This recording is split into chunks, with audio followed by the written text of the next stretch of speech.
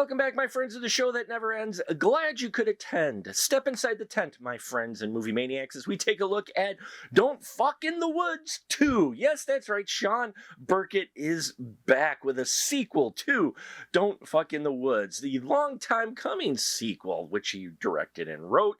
And it takes place right after the events of the first Don't Fuck in the Woods. We get to catch up with Jane a little bit, and we see her all bloodied and moving through the woods. We jump over to a campground where camp counselors are being trained and prepared for the summer season. There's Gil, the maintenance guy who has maintained the grounds, who has a shady past, and these group of camp counselors are your group of camp counselors, basically. You know, these horny, wild, young individuals who get caught up in some pretty crazy things, because when Jane enters their campground, she was followed by something that she thought she had defeated at the end of the first one, and we soon see the chaos ensue as the hormones are raging, and so are these creatures that seem to want to take people over and make them do their sexual bidding for your dark purposes. You know, I didn't expect this film to take place right after the first one. Now, the first one I enjoyed. I thought it was interesting.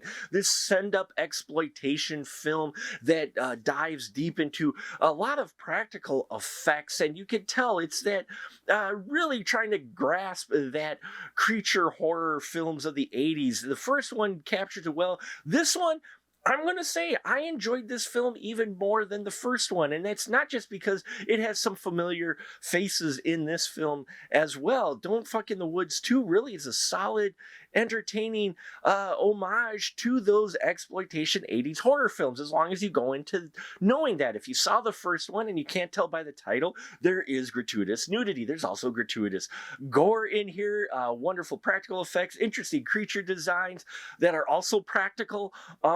Yeah, they put a lot of effort into this. Now, Brittany Blanton comes back as Jane. It was great that they got her back for it. You know, picks up right where she left off in the first film. Great to see her character. I love this actress, and I love this character, Jane, just this badass who really has been put in this unfortunate spot. Now, the camp counselors, and that we see, again, some familiar faces in here. We get to see Kaylee Williams back. She plays Courtney. She's always great and always fun on scene, and she gets to be put in makeup again, much like we've seen her in a couple of previous films. So she gets some interesting makeup done to her as the film progresses. Jason Crow is in here. We've seen him in a number of indie films we reviewed in the past. He's in here, and these two get a scene together, and they're just having fun. These two performers really like to have fun in their films and in their roles, and it really comes across on screen. Now, Cheyenne Gordon plays Gil, and love this character. This was an interesting character. He had some depth to him, some interesting history, the way he played this character, this kind of ex-con guy who really just is trying to get through life and deal with the fact that he made some poor choices, and then is thrown in this wild situation where there's creatures and oversexed, possessed people and all kinds of things going on. I really enjoyed his performance. And Julie Ann Prescott in here as Nicole. Love to see her on screen again, and she really puts in. Everybody does a solid performance in here. It's well directed, and again, I have to emphasize, if the title doesn't get the idea across, it is exploitation. So yes, there is a lot of excessiveness throughout this film, but it's crafted in such a way that I found entertaining, taking me back to those types of films that it's a send-up to.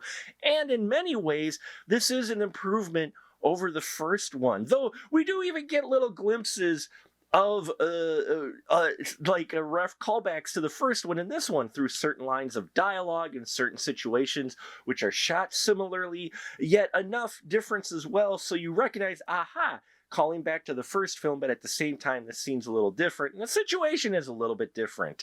So yeah, Don't Fuck in the Woods. If you like the first one, if you like Shawn Burkett's style, if you like those exploitation films that have a lot of practical effects in them and are send-ups to those 80s crazy B horror films, then this film is definitely going to be right up your alley. It checks off all those boxes. So thank you for listening to me ramble. Please check out our Patreon if you haven't already, like bells and whistles and all that. Look for a possible interview with me and Shawn coming up soon. We're trying to work that out. Not quite certain yet, but stay tuned for that as well. And I thank you for your support. And remember, till next time, you keep that ticket stub.